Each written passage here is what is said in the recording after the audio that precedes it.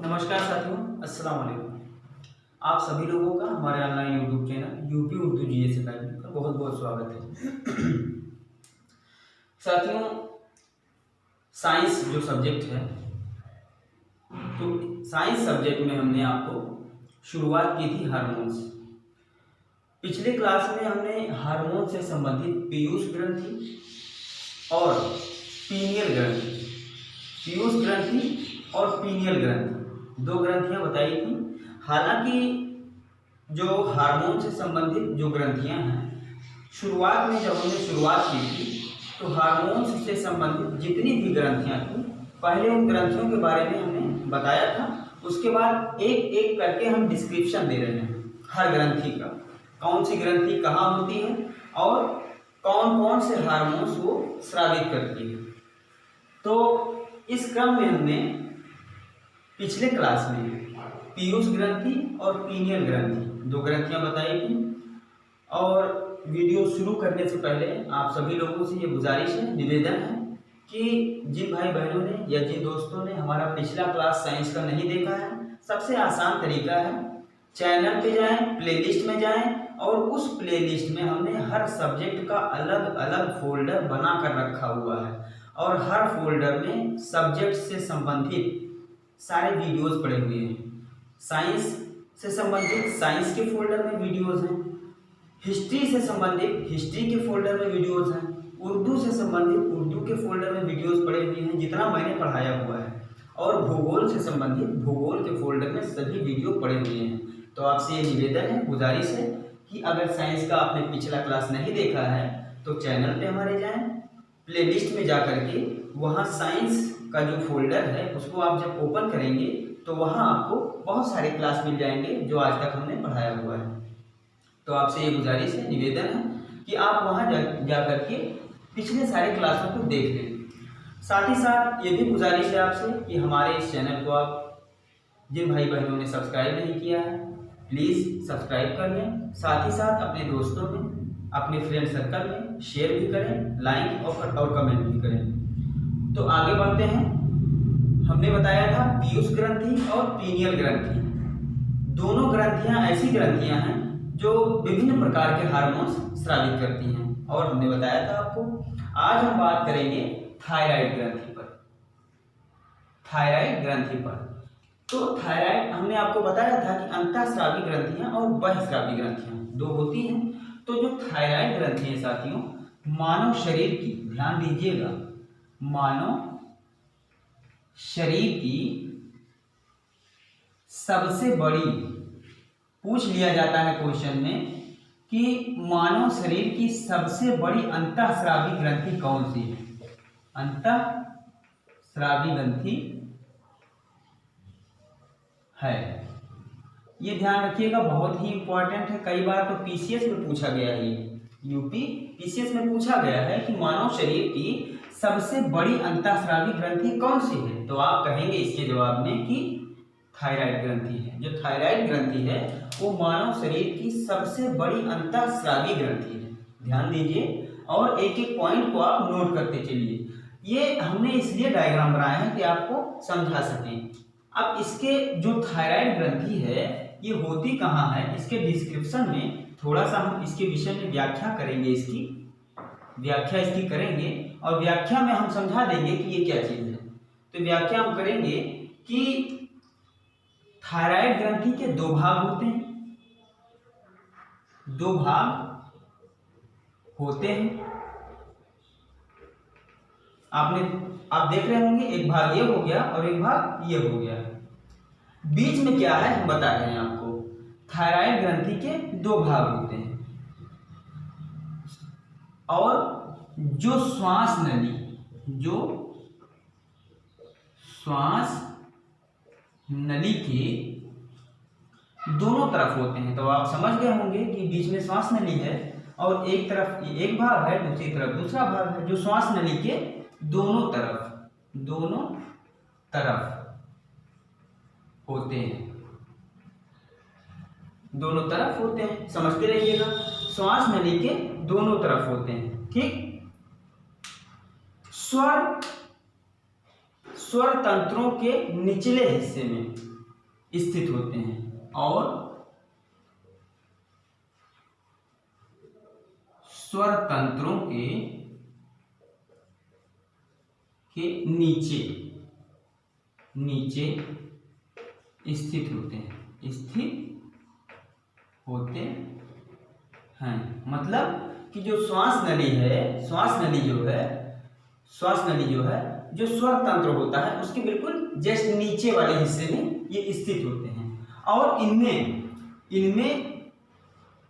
एक तरफ 2, दूसरे तरफ भी 2 पैराथाइड ग्रंथियां होती हैं। पैराथाइड दिख रहा होगा आपको, पैराथाइड ग्रंथि होती है। इस थायराइड ग्रंथि के अंदर दोनों भागों में 2-2 पैराथाइड ग्रंथियां होती हैं। मैं अभी आपको सब बताऊंगा कि कौन सा ये हार्मोन स्रावित करती हैं।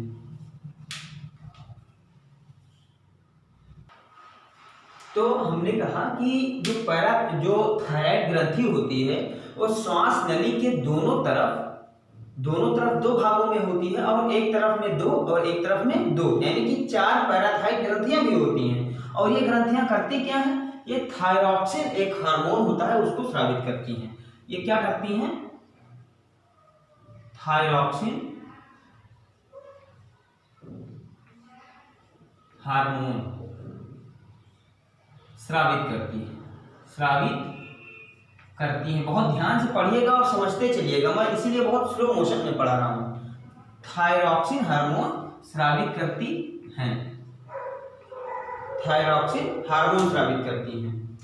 अच्छा, जो थायरॉक्सिन हार्मोन स्रावित होता है इन पैराथाइड ग्रंथियों द्वारा 1, 2, 3, 4 हो गई, दोनों तरफ मिला के 4 होती हैं और क्या करती हैं? थायरॉक्सिन हार्मोन स्रावित करती हैं।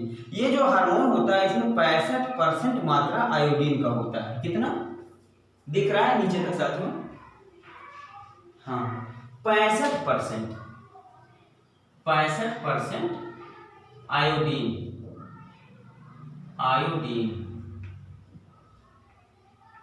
की मात्रा होती है।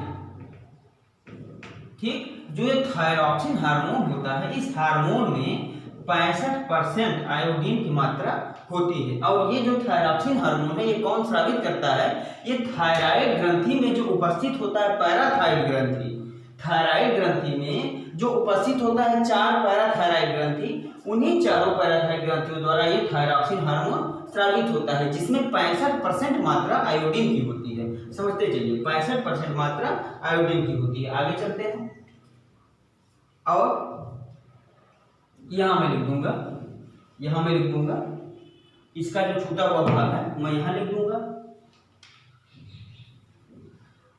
65% मात्रा आयोडीन की होती है और ये किस कलर का होता है? ये गुलाबी कलर का होता है। यहां लिख लीजिए, मैं यही लिख देता हूं ऊपर, देखिए गुलाबी कलर का होता है, गुलाबी रंग का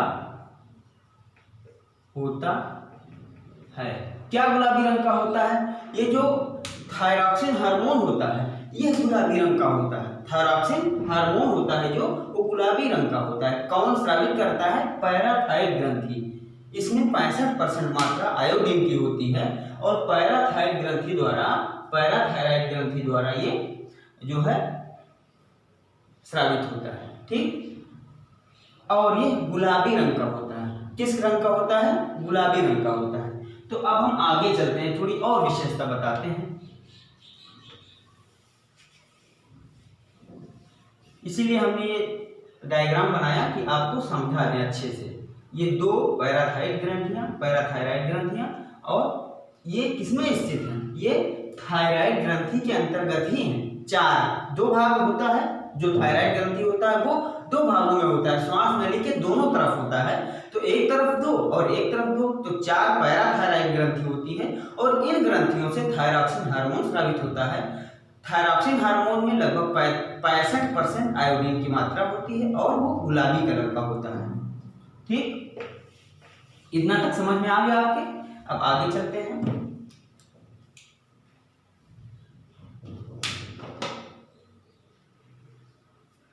65%। बाकी जो भाग होता है, बाकी भाग कितना बचा? बाकी भाग 35% बचा। 35% बाकी भाग बचा। बाकी भाग अमीनो अम्ल होता है। अमीनो अम्ल, अमीनो अम्ल जो है एक प्रोटीन होता है, एक प्रोटीन है। अमीनो अम्ल प्रोटीन है। 65% के अलावा, चूंकि 65% आपने देखा कि आयोडीन की मात्रा होती है, इसके अलावा जो बाकी भाग बचा वो अमीनो अम्ल यानी प्रोटीन होता है। तो अब आप ये समझ गए, जो थायराइड ग्रंथि है उसके अंतर्गत पैराथायराइड ग्रंथियां पाई जाती हैं 4। ठीक है, तो पैराथायराइड ग्रंथियों से थायरॉक्सिन हार्मोन स्रावित होता है, जिसमें 65% आयोडीन की मात्रा होती है और 65% आयोडीन की मात्रा होती है, और जो गुलाबी कलर का होता है। बाकी जो बचता है 35% वो अमीनो अम्ल होता है यानी प्रोटीन होता है। इसके बाद आगे चलते हैं।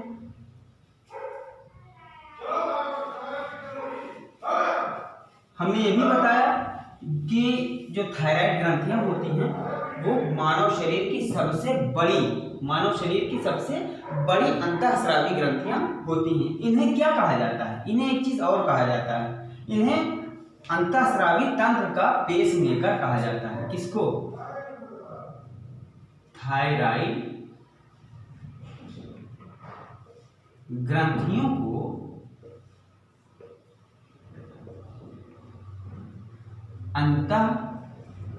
अंतःस्रावी तंत्र का पेसमेकर कहा जाता है। तो ये विशेषता थी, ये जो अभी तक हमने आपको बताई, अभी तक आपको हमने समझाया, ये विशेषता थी थायराइड ग्रंथि की और पैराथायराइड ग्रंथि की। थायराइड ग्रंथि की विशेषता देखी हो गई, मानव शरीर की सबसे बड़ी अंतःस्रावी ग्रंथि हो गई, और थायराइड ग्रंथि में ही उपस्थित होते हैं 4 पैराथायराइड ग्रंथि, जिनसे गुलाबी कलर का थायरॉक्सिन जो होता है हार्मोन स्रावित होता है, थायरॉक्सिन, और वो गुलाबी कलर का होता है जिसमें 65% आयोडीन की मात्रा होती है। बाकी जो होता है वो अमीनो अम्ल यानी प्रोटीन होता है। तो अब ये समझ गए आप। इसके अलावा कुछ और चीजें हम आपको बताएं, इसकी जो और खास बातें हैं वो हम आपको बताएंगे।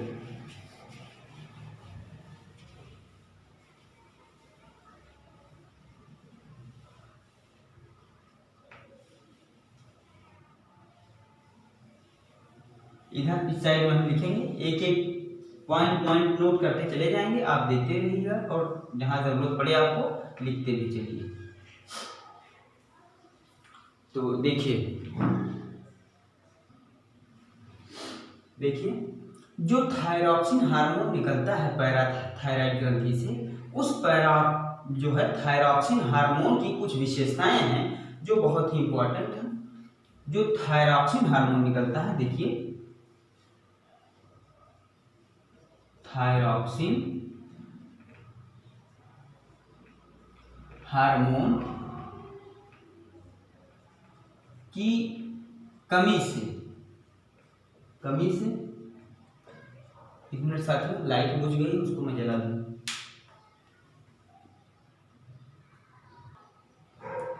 तो हम आपको बता रहे थे कि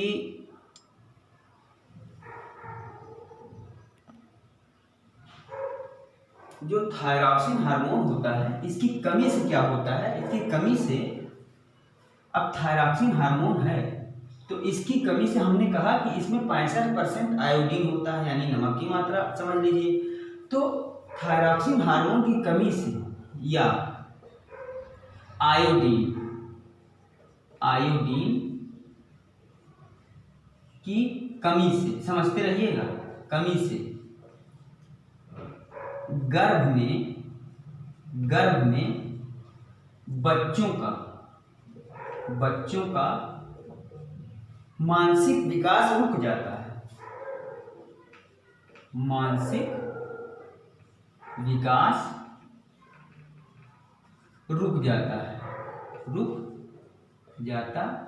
है। तो अब प्रश्न पूछ लिया जाता है यहीं से कि वो कौन सा ऐसा हार्मोन है जिसकी कमी से गर्भ में बच्चों का मानसिक विकास रुक जाता है। तो आपको ये पता होना चाहिए कि जो थायरॉक्सिन हार्मोन है, इसी की कमी से गर्भ में बच्चों का मानसिक विकास रुक जाता है। और इस थायरॉक्सिन हार्मोन्स में 65% मात्रा आयोडीन की होती है, बाकी अमीनो अम्ल यानी प्रोटीन होता है। ये चीज हो गया। दूसरा पॉइंट ये है कि इसकी कमी से, इसकी एक और विशेषता है इसकी कमी से बच्चों में एक रोग हो जाता है। कौन सा रोग? बच्चों में घेंघा रोग। क्योंकि ये जो थायरॉक्सिन हार्मोन है, ज्यादातर मात्रा इसमें आयोडीन की है। तो आयोडीन की कमी से या थायरॉक्सिन हार्मोन की कमी से बच्चों में घेंघा रोग हो जाता है। ठीक। अच्छा, ये तो कमी से हो गया। अब अगर हम बात करें कि थायरॉक्सिन जो हार्मोन है उसकी अधिकता से क्या होता है, अगर यह हार्मोन ज्यादा हो जाता है तो क्या हो जाता है? देखिए, अधिकता से किसके अधिकता से? यही जो थायरॉक्सिन हार्मोन है, इसकी कमी से हमने बताया क्या रोग हो सकता है। अब थायरॉक्सिन हार्मोन की अधिकता से क्या हो सकता है? देखिए, पहला पॉइंट अगर हम बात करें कि थायरॉक्सिन की अधिकता से क्या हो जाता है, तो अगर हम पहला पॉइंट लिखें तो बहुत ही इंपॉर्टेंट है, ध्यान से देखिएगा और जहां आपको लगे वहां नोट भी करिएगा साथियों। देखिए, अधिकता से क्या होता है? एक एक्सोथैलेमिक एक रोग होता है, एक्सोथैलेमिक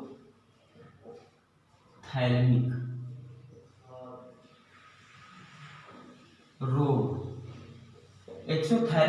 अब ये क्या है? इस रोग में थायराइड ग्रंथि जो होती है ना, जो थायराइड ग्रंथियां होती हैं, थायराइड ग्रंथियों में सूजन आ जाती है। ग्रंथियों में सूजन आ जाती है। जब थायराइड ग्रंथियों में सूजन आ जाती है तो क्या होता है? जब थायराइड ग्रंथियों में सूजन आ जाती है तो शरीर की जो विभिन्न उपापचयी क्रियाएं होती हैं वो प्रभावित हो जाती हैं, और शरीर की विभिन्न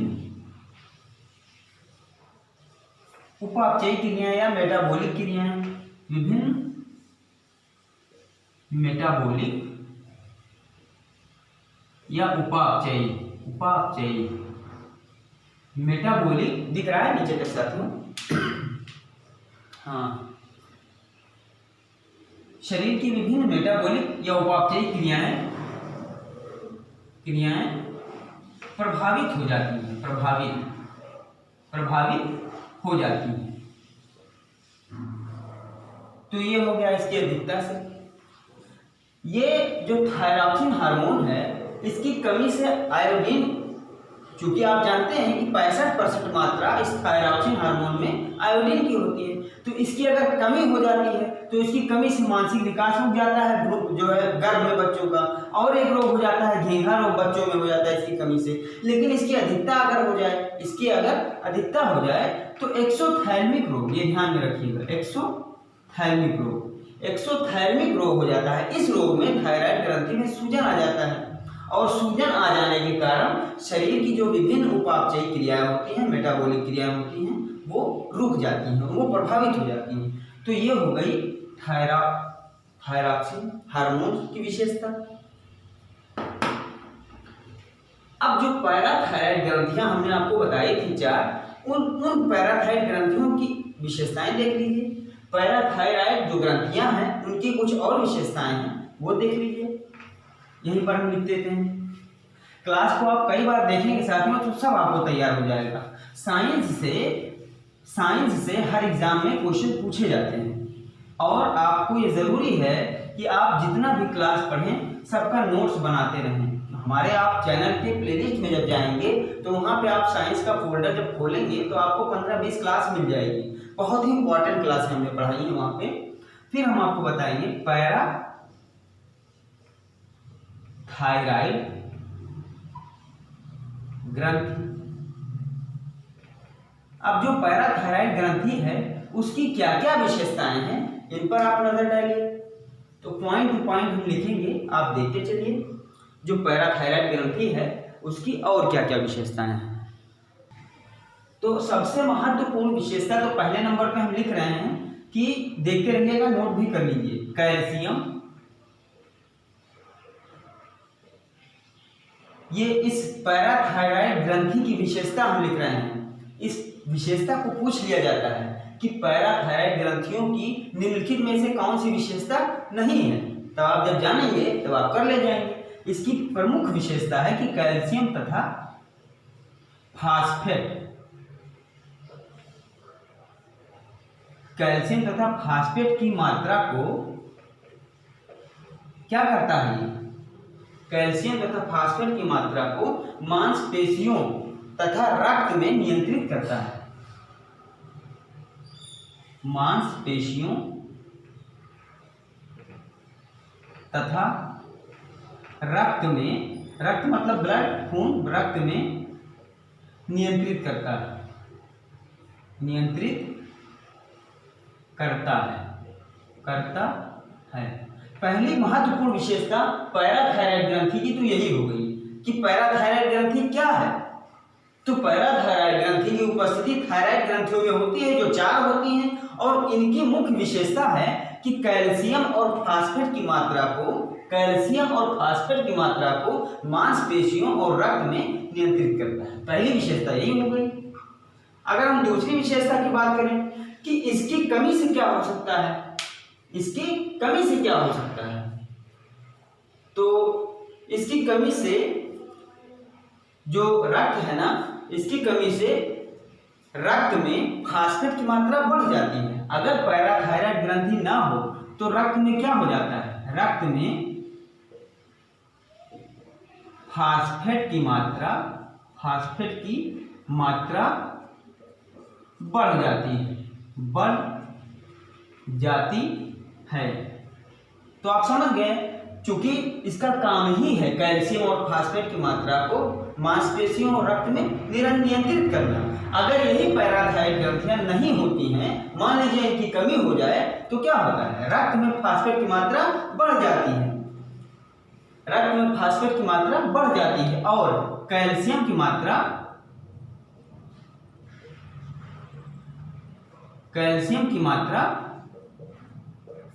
घट जाती है, मतलब डिसबैलेंस हो जाता है। इन डिसबैलेंस ना होने पाए, इसीलिए तो ये जो पैराथायराइड ग्रंथियां हैं ये काम करती रहती हैं।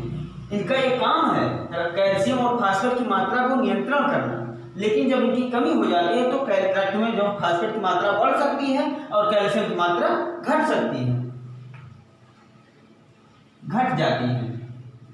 तो ये इनका महत्वपूर्ण कार्य है पैराथायराइड ग्रंथियों का।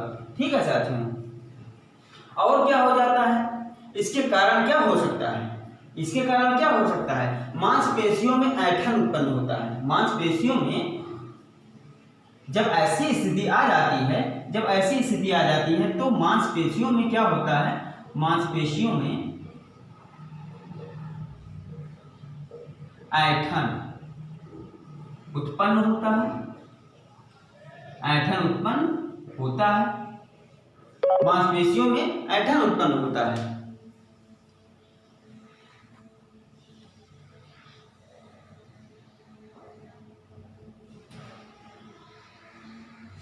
मांसपेशियों में ऐंठन उत्पन्न होता है और जब मांसपेशियों में ऐंठन उत्पन्न होगा तो एक रोग हो जाता है। उस रोग का नाम क्या है, टिटैनी रोग। ऐंठन उत्पन्न होता है और टिटैनी रोग, ध्यान में रखिएगा, आ सकता है। जब आ जाएगा परीक्षा में तब आप सोचेंगे इस रोग का तो नाम ही हमने नहीं सुना।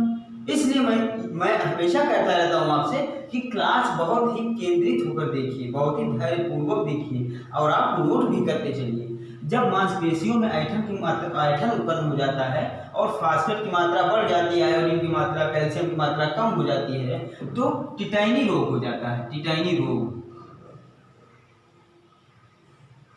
मांसपेशियों में ऐंठन उत्पन्न हो जाता है और टिटाइनी रोग हो जाता है। इसी को कहते हैं टिटाइनी रोग कहते हैं। तो पैराथायरॉइड ग्रंथियों का बहुत ही महत्वपूर्ण कार्य है। इसके अलावा जब कभी फास्फेट की मात्रा कम हो जाती है और कैल्शियम की मात्रा बढ़ जाती है, अभी तो हमने बताया कि फास्फेट की मात्रा बढ़ जाती है और कैल्शियम की मात्रा घट जाती है, तो टिटाइनी रोग हो जाता है। इसके अलावा अगर कभी फास्फेट की मात्रा घट जाए और कैल्शियम की मात्रा बढ़ जाए तो क्या होगा, यहां हम लिख देते हैं। इसी के बाद से दिख रहा है साथियों। तो हमने अभी तक बताया कि जो पैराथायरॉइड ग्रंथियां हैं, इनकी कमी से अगर ये ग्रंथियां नहीं हो तो क्या होगा, फास्फेट की मात्रा बढ़ जाएगी और कैल्शियम की मात्रा घट सकती है, तो आपके मांसपेशियों में ऐंठन उत्पन्न होगा, जिसे टिटाइनी रोग कहते हैं। जब कभी पैराथायरॉइड ग्रंथि की मात्रा बढ़ जाती है, ये ज्यादा हार्मोन स्रावित करने लगते हैं, तो क्या होता है, इनकी मात्रा बढ़ने पर क्या होता है, रक्त में कैल्शियम की मात्रा बढ़ जाती है। रक्त में कैल्शियम की मात्रा बढ़ जाती है और हड्डियों से कैल्शियम रिस कर ब्लड में आने लगते हैं। हड्डियों से कैल्शियम रिस कर ब्लड में आने लगते हैं। और क्या होता है, जब ब्लड में आ जाते हैं तब क्या हो जाता है कि हड्डियां कमजोर हो जाती हैं, तब कहते हैं अस्थि भंगुरता होगी। और अस्थि भंगुरता नामक रोग हो जाता है। तो ये आप देख रहे थे पैराथायरॉइड ग्रंथि। जब कभी पैराथायरॉइड ग्रंथि से हार्मोन्स कम मात्रा में स्रावित होता है तो फास्फेट की मात्रा और जो है कैल्शियम की मात्रा, फास्फेट की मात्रा रक्त में बढ़ जाती है और कैल्शियम की मात्रा रक्त में घट जाती है, तब मांसपेशियों में ऐंठन उत्पन्न हो जाता है और टिटाइनी नामक रोग हो जाता है। और जब पैराथायरॉइड ग्रंथियां ज्यादा मात्रा में हार्मोन निकालने लगती हैं, तब कैल्शियम की मात्रा बढ़ जाती है और हड्डियों से रक्त में कैल्शियम आने लगता है, जिससे हड्डियां कमजोर हो जाती हैं और अस्थि भंगुरता नामक रोग हो जाता है। तो पूछ लिया जाता है अस्थि भंगुरता नामक रोग किस हार्मोन्स की अधिकता से होता है, कौन से हार्मोन की अधिकता से होता है। तो आपको बताना पड़ेगा कि जो पैराथायरॉइड ग्रंथियां हार्मोन निकालती हैं, पैराथायरॉइड ग्रंथियां थायरॉक्सिन हार्मोन जो निकालती हैं, इनकी अगर मात्रा अधिक हो गई तो कैल्शियम की मात्रा बढ़ जाती है और हड्डियों से रक्त में कैल्शियम आने लगता है और हड्डियां हो जाती हैं कमजोर। तो ये पैराथायरॉइड ग्रंथि की विशेषता थी। ये जो पैराथायरॉइड ग्रंथि होती है साथियों, ये क्या करता है, कैल्शियम, हमने आपको शुरू में ही बताया, पहला ही पॉइंट, कि कैल्शियम और फास्फेट की मात्रा को नियंत्रित करता है। कैल्शियम और फास्फेट की मात्रा को रक्त में और मांसपेशियों में नियंत्रित करता है, और अगर यही नहीं रहेगा तो नियंत्रित नहीं रह पाएंगे, जिससे मानव को विभिन्न प्रकार के रोग हो सकते हैं। तो हमने बताया कि इसकी जो है कमी से टिटाइनी रोग और इसकी अधिकता से अस्थि भंगुरता। तो ये थी थायराइड ग्रंथि, जिसमें होता है 4 पैराथायरॉइड जो है पैराथायरॉइड ग्रंथियां।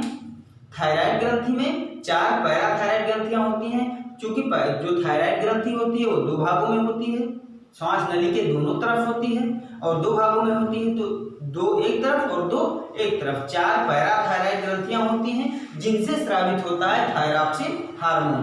तो उस थायरॉक्सिन हार्मोन में 65% मात्रा आयोडीन की होती है, बाकी अमीनो अम्ल होते हैं। और जब कभी पैराथायरॉइड ग्रंथियां जो पैराथायराइड ग्रंथियां होती हैं उनकी विशेषता ये होती है कि वो फास्फेट और कैल्शियम की मात्रा को रक्त में और मांसपेशियों में नियंत्रित करती हैं। जब कभी मात्रा कम हो जाती है पैराथायराइड ग्रंथियों के द्वारा निकाले गए हार्मोन्स की, उस समय फास्फेट की मात्रा बढ़ जाती है और कैल्शियम की मात्रा घट जाती है। तब टिटाई नामक रोग हो जाता है, जिससे मांसपेशियों में ऐंठन होने लगता है। जब कभी मात्रा इनके द्वारा निकाले गए हार्मोन्स की बढ़ गई, तब क्या होगा कि कैल्शियम की मात्रा बढ़ जाती है और हड्डियों से रिसकर वो ब्लड में आने लगते हैं, जिससे हड्डियां कमजोर हो जाती हैं और अस्थि भंगुरता नामक रोग हो जाता है। तो ये थी पैराथायराइड ग्रंथि।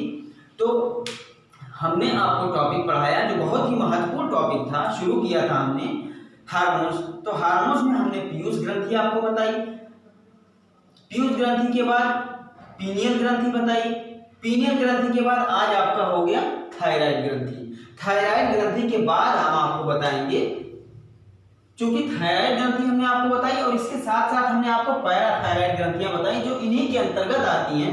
4 पैराथायराइड ग्रंथियां होती हैं। पूछ लिया जाता है कि पैराथायराइड ग्रंथियां कितनी होती हैं, तो 4 पैराथायराइड ग्रंथियां होती हैं जो थायराइड ग्रंथियों के दोनों तरफ पाई जाती है, 2 2 4। तो ये थायराइड ग्रंथि और पैराथायराइड ग्रंथि की बात हो गई। अब अगले क्लास में हम आपको दूसरी जो है एक अलग जो है अंतःस्रावी ग्रंथि है जो हार्मोन स्रावित करती है, वो हम आपको बताएंगे। तो पूरी क्लास देखने के लिए आपको बहुत बहुत धन्यवाद, बहुत बहुत शुक्रिया। अगले क्लास में हम आपको और ग्रंथियां हैं जो हार्मोन स्रावित करती हैं उनके बारे में हम आपको बताएंगे। जो कुछ 1 आध 2 4 बची हुई हैं वो भी हम खत्म करवा देंगे। तो आपका टॉपिक अभी भी चल रहा है हार्मोन्स, बहुत ही महत्वपूर्ण टॉपिक है, बहुत ही इंपॉर्टेंट टॉपिक है, किसी भी परीक्षा में पूछ लिया जाता है, वनडे एग्जाम से लेकर के पीसीएस एग्जाम तक। तो पूरा वीडियो देखने के लिए बहुत बहुत धन्यवाद, बहुत बहुत शुक्रिया।